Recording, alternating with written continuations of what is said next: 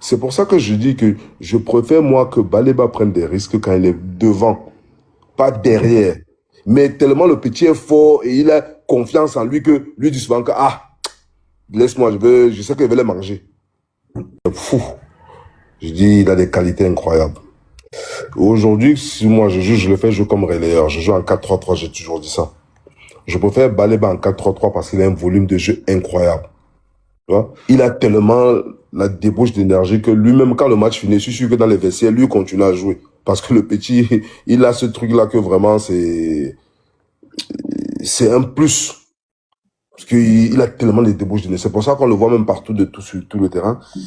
Et il a cette capacité de pouvoir partir, de ne pas s'arrêter moi, si je joue avec un joueur comme ça, là, il va m'énerver. Parce qu'il est tellement chiant. Parce qu'il va toujours à la percussion, il est là, il va te fatiguer. Tu vois. Mais devant la défense, j'aime pas trop, moi, lui, devant la défense. Je préfère qu'il joue devant, parce que devant la défense, je dis, il faut un joueur qui est là pour jouer une touche, deux touches entre les lignes, une touche, deux touches, repousser, envoyer vite le ballon devant. Donc, si pour moi, aujourd'hui, je dis toujours que je mettrais, moi, un Cameroun, je mettrais Baleba en milieu relayeur. On en a qui est sur le banc, on a Kemen qui est là, les gars peuvent jouer devant la défense si on joue en 4-3-3.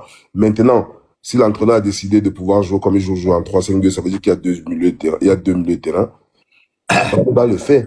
Il fait très bien, on l'a vu contre la Côte d'Ivoire. Moi, comme je dis, mon seul X, souvent, c'est qu'il faut qu'il joue plus. Quand il descend plus bas, il faut qu'il lâche le ballon. Il ne faut pas qu'il prenne le ballon, il a envie de percer. Je préfère qu'il perce quand il est devant. Mais derrière, il ne faut pas. Il ne faut pas qu'il prenne le ballon et essayer d'aller tout seul pour essayer de faire la différence. Parce que le risque, là, est vraiment 90% des risques, on va se trouver, on va tomber.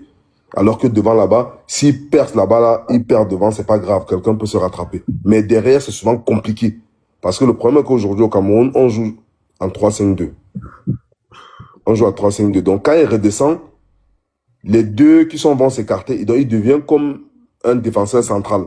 Il faisait ça. Imagine qu'il sort là comme défenseur central, il prend la balle, il veut courir, il veut percer, et on prend.